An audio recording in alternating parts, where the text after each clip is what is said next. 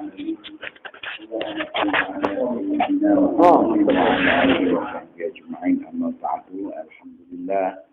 niku wau sampun diterangaken kali Ustaz Mustaqim makalah 121 sampai 125. Mugi-mugi matur jelasaken kalau Ustaz Mustaqim menika akan menambah kepahaman dan keyakinan kita kepada Allah Subhanahu wa taala. Sing menika kula kajeng mengulas malih mungkin ulasan ini insyaallah lebih terperinci. Sing menika kita berusaha mudah-mudahan dengan keterangan ulasan yang berulang menika juga akan menambah keyakinan dan kepahaman kita kepada Allah Subhanahu wa taala. Bismillahirrahmanirrahim. Laisa kullu man sabata takhsisuhu kamula takhlisuhu. Bukan semua orang yang telah tampak terang kekeramatannya itu berarti telah sempurna pembersihan dari penyakit-penyakit hawa nafsu atau penyaringan, yakni dalam kalangan atau golongan para wali. Makalah 121 menika Syekh Ibnu Athaillah menjelaskan umpamine kula sampean menemui orang-orang sing menika tiyang niku ndudukno kekeramatan atau ketok keramat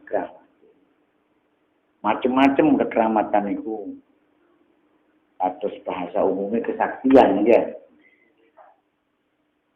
Kados misale tiyang niku saged mampah enten dik ndukure banyu. Atau mungkin saged miber wonten di awang-awang. Kekeramatan atau kesaktian sing kados ngoten niku duduk berarti wong iku atine wis bersih teko pengaruh-pengaruh hawa nafsu. Lan termasuk tiyang sing kados ngoten ketok kekeramatan niku nggih mboten saged tiyang niku termasuk digolongaken para waline Gusti. Napa malih jaman sakmangke watah ilmu-ilmu tebus, kata ilmu-ilmu sihir sing menika saged miber, saged nampang enten inggile tuya. Bahkan tiyang niku menunjukkan jelas-jelas dede wong Islam, orang kafir. Lho opo iso kula sampeyan kate ngarani wong kuwali atau ngarani wong iku atine bersih? Artose pengertian makalah niki untuk mengetahui lek atine wong iku bersih, bener-bener bersih. Lan jek semerap kula santan iki golongane wali apa duduk iku gak iso digelok teko kekramatane atau kesaktian. Ati pun sampai tertipu kados kula sampean. Oleh ana wong nyekel godhong iso dadi dhuwit. Wah, wong pakai surban mungkin. Bawa tungket, pakaian genah. Waduh, iki wali iki wong godhong digadekno. Belum tentu mboten saged digolongaken tiyang walaupun ketok kekeramatane atau kesaktiane lek wong iku atine bersih atau tergolong orang-orang waline Gusti.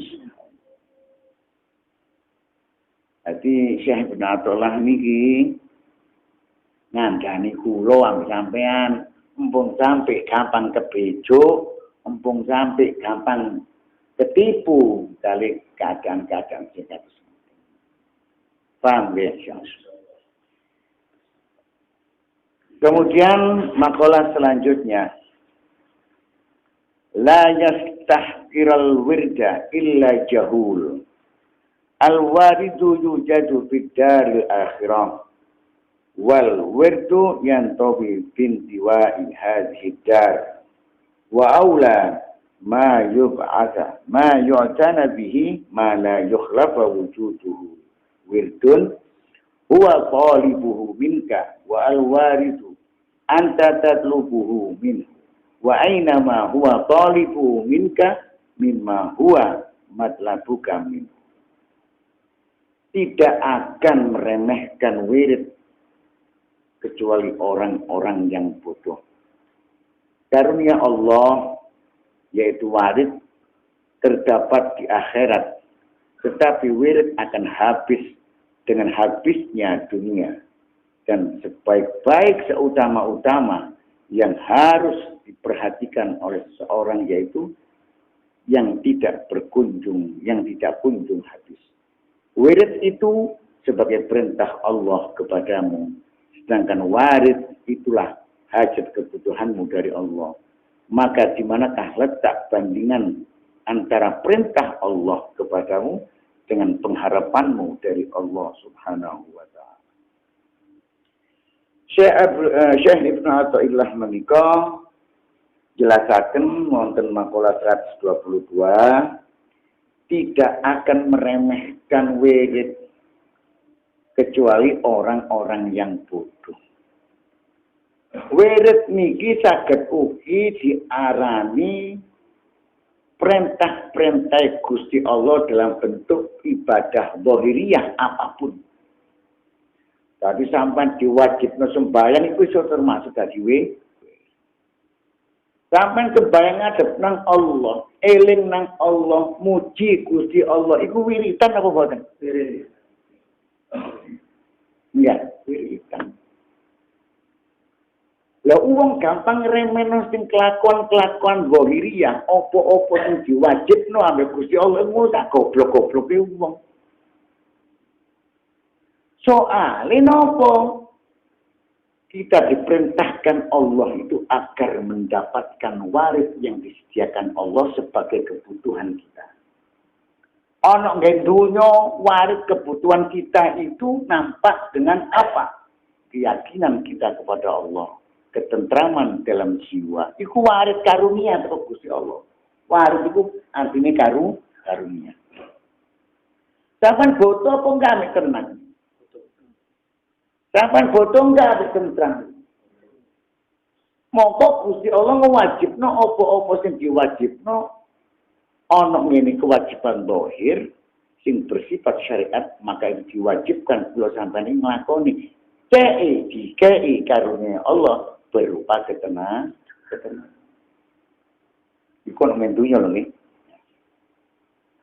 Dados lek wong ahli ibadah atau orang-orang salik iku lek mari nglakoni sembahyang ku mestine nggawa ati tenang. Nggih napa mboten? Lek sampean salik temen lho. Tapi lek salik-salik kan gak sembahyang yo. Tenang ae ngoten. Tapi tenangnya beda. Iku tenang-tenang nggawa nafsu. Makane wong lek kate ninggalno apa-apa sing diwajibno ambek Gusti Allah. Mengenai amalan-amalan zahiriyah, ibadah-ibadah lahiriah. Lek kate diremeno gampang, gak penting, sing penting ku jero ni. Iku ngono sak goblok-goblok iku. Krana amalan-amalan napa-napa sing diwajibno ambek Gusti Allah. Sing ngeneki awak lahiriah iki iku iso mendatangkan karunia Allah berupa ketenangan, kebahagiaan, kemaslahatan di dunia sampai tutup akhir. Sampai yang nglakoni wirid, yakni ibadah-ibadah yang diwajibno nang Gusti Allah. Mari ngono nek dunya iki wis ngrasakno tenang iku termasuk oleh warid. Lah ketenangan iku sampai besok ono di akhir. Ketenangan iku sampai besok akhir. Misalnya, sampai merasakan nikmatnya ibadah sholat. Sampai sembahyang ini merasakan nikmat. Sembahyang kewajiban apa mboten? Kewajiban lahiriah. Kenikmatan yang diberikan Allah kepada kita itu namanya karunia. Krana kula sampeyan nglakoni apa-apa sing diwajibna mbek Gusti Allah khususnya pada salat, mari ngoten sampeyan dikai kenikmatan tenan. Dikai ketenangan, kebahagiaan, ketentraman. Iku krana kula sampeyan iki nglakoni apa sing diwajibna mbek Gusti. Lho ketenangan, kebahagiaan ini beridentik sampai ke akhirat. Yakni wong nek wis ngrasakno nikmate sembahyang, insyaallah wong iku tergolong amal ibadah diterima ambek Gusti. Lek wis diterima ambek Gusti Allah, besok pastine dipangkono nang surgane Gusti. Sakniki takon. Kenikmatan karunia atau waris yang diberikan kita setelah kita melakukan kewajiban-kewajiban yang wirid. Saya pun juga kenikmatan, kebahagiaan itu. Iku terus sampai besok ono dino kiamat, sampai mati juga kebahagiaan, ono kuburan juga kebahagiaan, ono padang mahsyar juga kebahagiaan, sampai mlebu surgane Allah juga kebahagiaan. Krono kula sampean iki gelem nglakoni apa-apa sing diwajibno ambek Gusti. Kan ngoten nggih. Saiki perbandingan iku terus pundi. Sampeyan nglakoni ibadah sing diwajibno ku terus napa sementara? Sementara apa terus? Sementara. Sampeyan sembah isa ana waktu. Iya. Sembah beduk ana waktu. Subuh gak terus, subuh tok ya gak terus bisa. Dan itu ada waktu-waktu. Sifatnya sementara. Terus Allah Subhanahu wa taala memberikan kenikmatan, kebahagiaan, ketentraman jiwa hati kita. Iku salah wae napa mboten? Bisa dibandingkan kira-kira. Begitu besar karunia Allah yang diberikan manusia dan begitu kecil usaha manusia dalam meraih kebahagiaan yang besar dari Allah Subhanahu. Gak bisa dibandingno. Maksudnya saya benar ilai sampai kula iki dikonsan.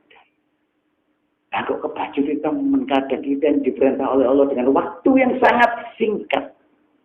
Yang sangat sementara. Ibadah yang Allah itu gak terus sih. Ya, anak dunia itu ini kalau sampai diwajibkan ibadah. Mungkin apa tuh? Apa kuburan sampai diwajibkan ibadah?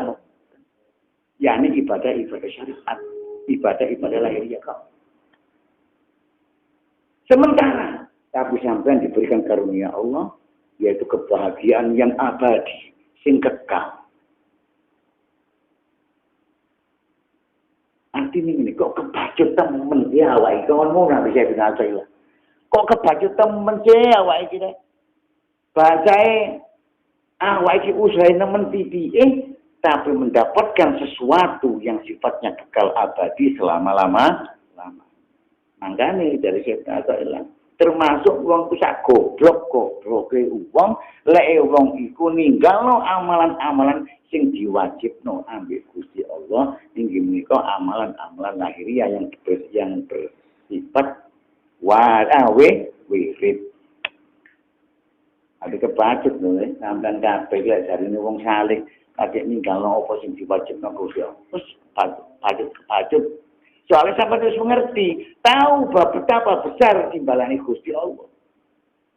Kok diremehin? Padahal umpama dibanding wis gak nutut. Barang sementara, barang singkat besar. Dibanding ibadah sampean sementara. Karunia Allah yang diberikan oleh Allah kekal selama-lamanya. Itu diukur akhirnya. Kemudian makalah selanjutnya.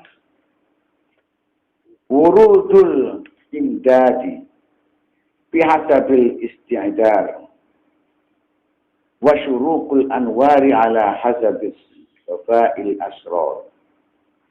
Datangnya karunia bantuan Allah itu menurut persiapan dan terbitnya nur cahaya ilahi menurut bersihnya gantinya jernihnya hati. Makalah 123. Kula sampean sedaya niki sing jelas kepingin sanget napa-napa niku angsal bantuane teko Gusti. Napa mawon, bab napa mawon, lek gak dibantu Gusti Allah gak iso nglakoni. Kan ngoten nggih. Sampai bab nopo mawon. Lega oleh bantuan Gusti Allah mboten saged nopo no. Ojo babakan berseni ati. Kedip lega oleh bantuan Gusti Allah, gak iso kedip lho sampean. Enggak apa ta? Lah iki tauhid, keyakinan iki sing harus diyakini. Ngoten. Sedangkan Allah karunia yang terbesar untuk para hamba-hambanya yakni manusia inggih menika beriman mentauhidkan Allah Subhanahu iku iman atau karunia Allah yang terbesar. Krono apa? Krono dengan kita dalam hati kita ada tauhid atau mentauhidkan Allah, keyakinan kepada Allah akan membawa keselamatan kita di dunia sampai akhirat, akan membawa kebahagiaan kita di dunia sampai akhirat, dan akan membawa ketenangan kita di dunia dan di akhirat apabila hati kita dipenuhi dengan ilmu ketauhidan kepada Allah Subhanahu wa ta'ala. Iku karunia yang terbesar. Nun sewu dari kayak contoh. Menungso wong kedudukane wis dhuwur. Duit wis akeh. Bojo tak pirang-pirang. Apa kirane wong iso tenang lek hatinya tidak beriman? Saged tenang lho mboten? Jelas mboten sa. Kecuali Gusti Allah dawuh ala bi dzikrillah tatmainnul. Hanya dengan menyebut, mengingat, mengagungkan, mentauhidkan Allah, hati kita bisa tenang. Nah, ternyata ketenangan hati tidak bisa diukur dengan harta. Ternyata ketenangan hati Allah menetapkan tidak dengan dunia dan juga tidak dengan bagian-bagiannya. Hanya bersama Allah kita itu bisa tenang. Ketika hati kita mentauhidkan Allah, itu karena mendapatkan karunia Allah. Disitulah karunia yang terbesar dari Allah Subhanahu. Uang beriman bisa meyakini Allah dan mentauhidkannya. Itu termasuk karunia yang sangat besar. Karena di situ akan membawa kedamaian, membawa kemaslahatan, membawa kebahagiaan, membawa ketentraman di dunia dan di akhir. Lah Gusti Allah niku kajenge nyukani karunia niku tergantung persiapan hamba-hamba ini. Persiapan sing kados pundi? Atine harus bersih. Pertama bersih duki napa? Duki kesyirikan.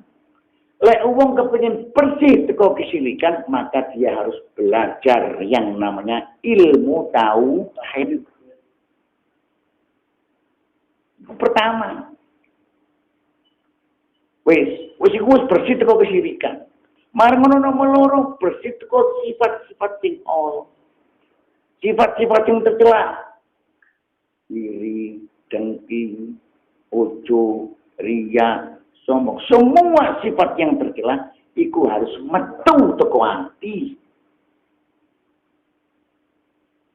Lewat bersih atine teko loro sifat syirik lan semua sifat yang tercela, maka Allah Subhanahu wa ta'ala memberikan karunia ilmu tauhid dengan rahasia-rahasianya sampai hati itu mengeluarkan cahaya.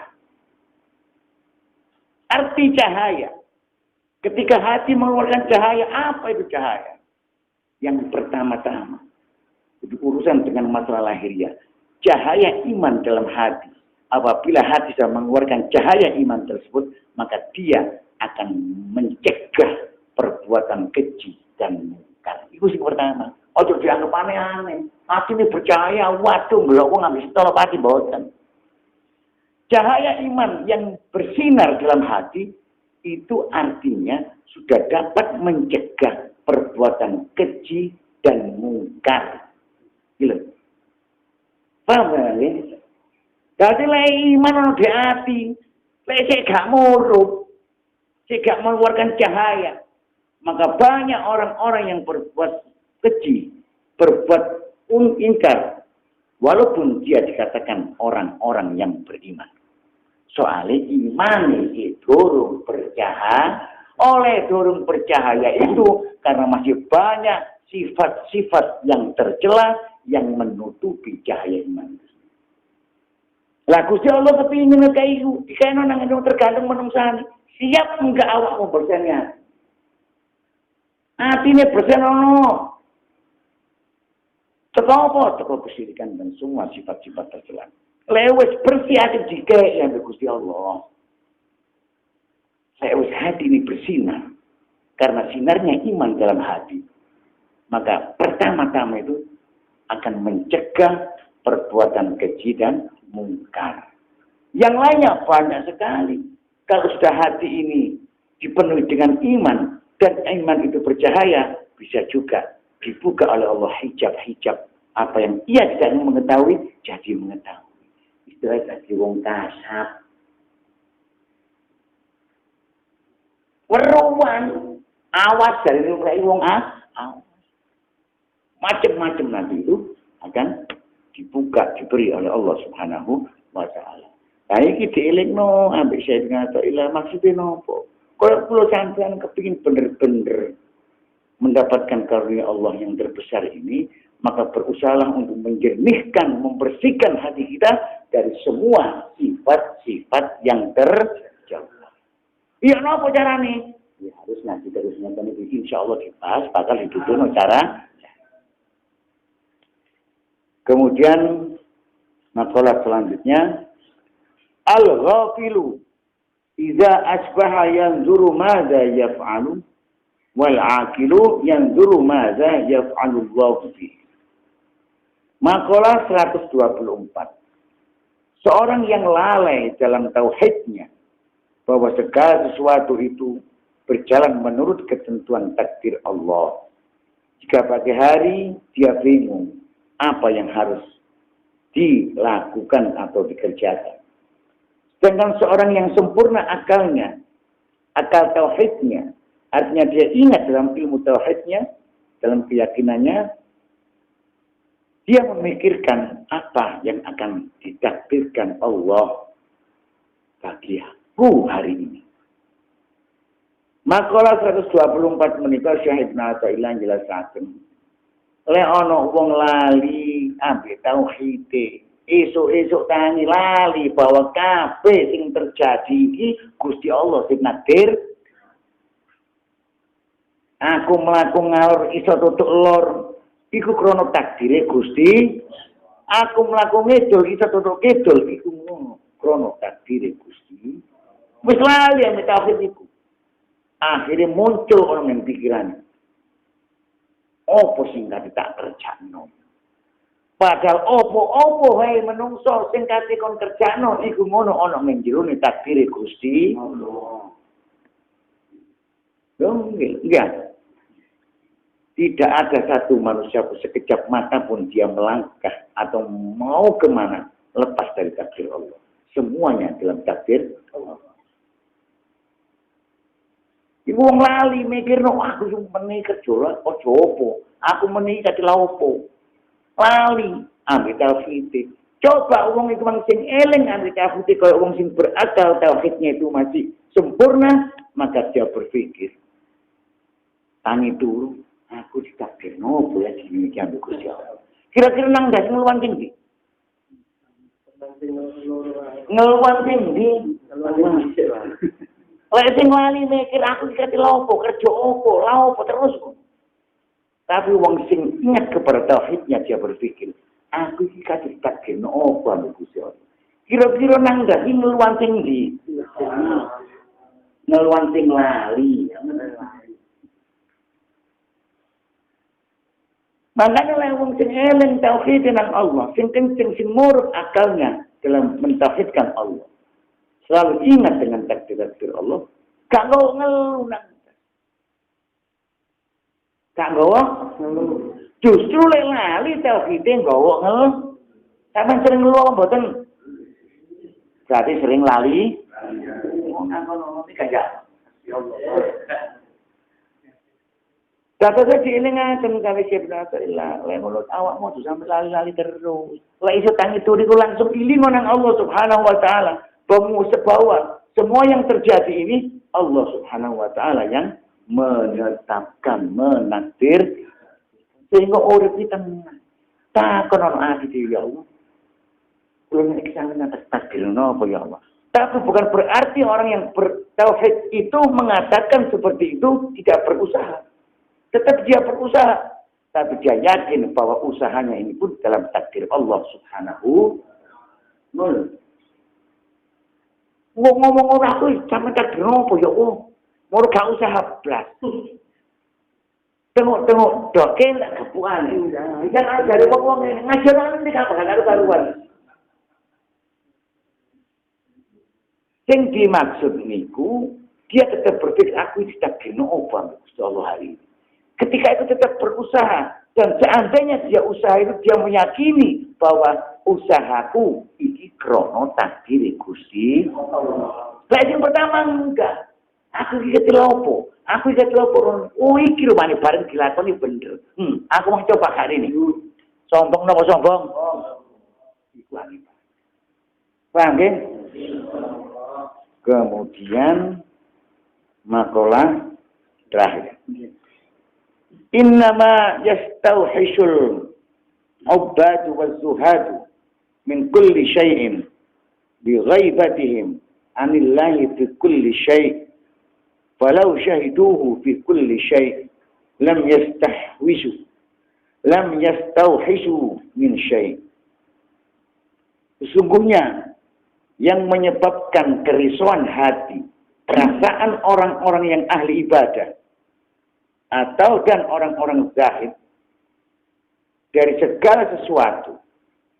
Jadi opo-opo sak temene sing nyebabno nggawa atine gelisah, kanggone wong sing nglakoni ibadah amalia, dan termasuk ibadah zuhud, iku kok tenggol gelisah sebabnya opo?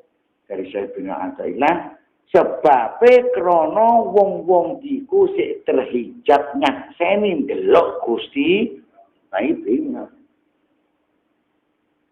Krono wong-wong sik gak ketok Gusti Allah. Atine sik terhijab untuk menyaksikan Allah Subhanahu wa taala. Sehingga dia selalu gelisah walaupun dia beribadah, walaupun dia seorang zahid. Tapi andai kata mereka telah menyaksikan, melihat Allah dalam tiap-tiap segala sesuatu, pasti dia tidak akan risau, tidak akan gelisah terhadap segala sesuatu. Bingung? Mau bingung? Soalnya nggak ada bingung, ada kalimat melihat atau mengetahui atau menyaksikan. Makalah 125 Syekh Ibnu Athaillah jelaskan. Saat temene sing dadi sebab gare wong ahli ibadah lan ahli zuhud atau zahid iku atine sik tetep risau gelisah karena segala sesuatu iku ngono krana wong iku gak ketok Gusti. Jadi Syekh tapi lamun wong ku ngomong ketok Gusti Allah, pasti wong gak akan risau hatinya. Pasti wong ku gak akan gelisah hatinya walaupun yang dilihat itu segala sesuatu. Makane iki tentang tanggone wong saleh. Makane ana wong ahli ibadah. Ana wong zuhud, kadang-kadang kepengin nyepi teko keramaian. Krono merasa terganggu dari orang sih kayak ngoten. Wis tak nyepi ya bisa gak kumpul wong. Kalau dia kumpul dengan manusia, hatinya gelisah.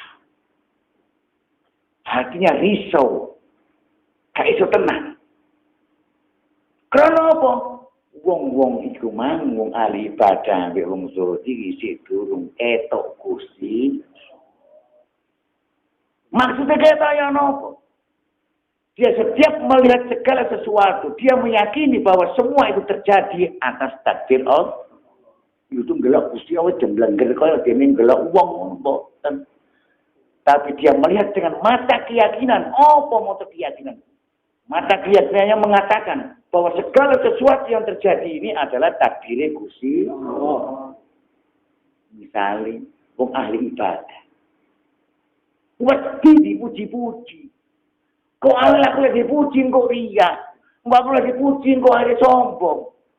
Percuma aku ibadah, akhirnya nyepi. Soalnya wong iki gak ketok Gusti.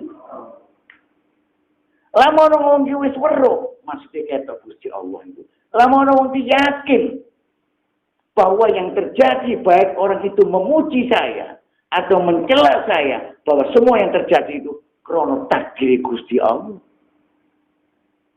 Moko dia menerima celaan atau pujian itu merasa tidak ada pengaruh apapun, dia tetap kembali melihat Allah Subhanahu. Paham maksudnya? Hati kayak pulau sampean iki kumpul ngeten iki, katanya ini wedi ya aku misalnya ya. Berarti pulau niki cek karo bahwa wong sing mlaku, wong sing urip ana awak dhewe ngadep, wong sing milokno, wong sing muji ana ngarepe awak dhewe iku duduk ngarepe dhewe. Wong iku tak waras lho. Wong iku ojo maneh obang ngomong muji, ketip gak iso lekati takdir Gusti Allah. Terus wong iku muji-muji kula sampean lho. Sampeyan iku harus yakin bahwa iku ono takdir Gusti. Kira-kira ketok wong iman. Ketok wong apa ketok takdir Gusti Allah? Iku sing dimaksud ketok Gusti. Paham ya?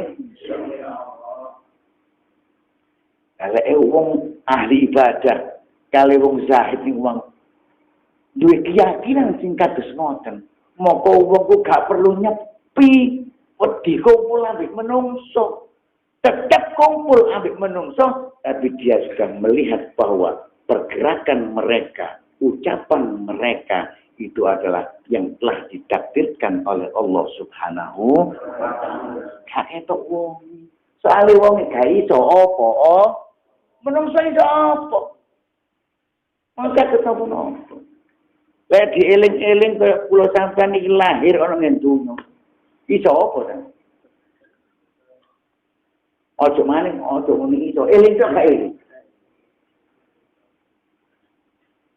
Sampeyan omane diurus sampe menjabali maneh jero weten iso apa kok kula sampeyan gitu. Lek lahir sing iso sitok tok. Nah, lek ana jero weten iso apa? Iku duduk nang menungso gak dikuwasa apa-apa. Wis lahir dikei ambek Gusti Allah, swara iso nangis. Iso ditangis. Tambah suwe disempurnakan oleh Allah. Iso ngomong, iso ndelok, iso berfungsi semua apa yang telah diberikan oleh Allah yang namanya indra-indra. Cekil iso melaku difungsikan oleh Allah. Semuanya. Iku kuwape sing ngegawe Gusti. Mangkane nek bajar sifat 20. Ana dekono sifat 20 iku kok dibaleni padha. Mulai teko kudrat, irodat, ilmu, hayat, sama, basor, kan. Kodiron, ya, mari kudrat menjadi kodiron. Irodat jadi muridan, kok dibaleni maneh? Kok dadi robot padahal mek 13. Sing dibaleni iku sing dikira nang ngene menungso. Gusti Allah mungkin sebagian sifatnya kepada manusia. Kudrat menungso dikai kuwasa oleh iso obah, iso ngrungokno, iso ngomong, iso ndelok, iso mlaku, iso obah. Iku ngono kekuasaan. Lek gak kuwasa ya gak iso apa-apa. Menjadi diberikan Allah kudrat kodiron kayak nabi Gusti Allah kekuasaan nang manungsa. Titik tapi duduk di kairing sapi sangat kecil sekali. Mari ngono murid dan artinya kehendak. Sampai duwe karep ngalor ngidul ngulon ngetang. Iku dikei ambek Gusti Allah. Sampai lek gak dikei karep macam duwe kuwasa macam-macam juga lapo-lapo gak ada. Iso kedip, gak karep kedip, dia mendelita sampe. Kan ora Iso guyu, gak karep guyu, yo ngetutut dong, tutup. Lho, dikekar ambek Gusti Allah, muridan. Mari ngono apa? Aliman. Artinya mengetahui ilmu. Sampeyan rong ini, ngerti iki, weruh ini, iku ilmu. Duduk teko dhewe ilmu iku. Teko sifate Gusti. Terus mari hayyan. Oh. Tiga urip. Sampeyan duwe kuwasa, lek gak urip iso gak? Padha karo kayu. Sampeyan duwe karep, tapi lek gak urip kira-kira ilang kamu gak karep. Urip ambek Gusti. Sami'an artinya pengrungun. Iku sifatnya Gusti Allah. Tapi dicipratno nang menungso, dikekno nang menungso. Diberi oleh Allah untuk hambanya. Ya iso ngrungok. Terus basiron artinya melihat, gelok. Kapan gelok cukup, wah aku sing gelok. Oh, tidak Gusti Allah kabeh. Kabeh teh Gusti. Di langit ta Gusti Allah. Mari iso ngomong koyok ngeten iki. Itu untuk sifat Gusti Allah yang diberikan kepada kita. Lek kok dijaluk kabeh nang Gusti Allah. Ono ana. Ono apa gak ono?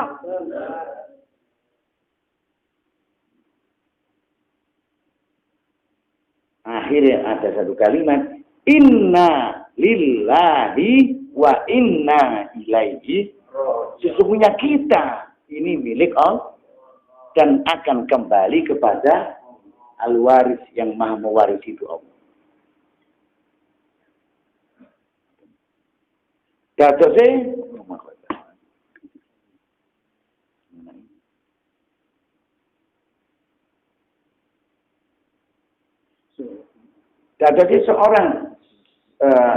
seorang zuhud atau seorang yang ahli ibadah, ya.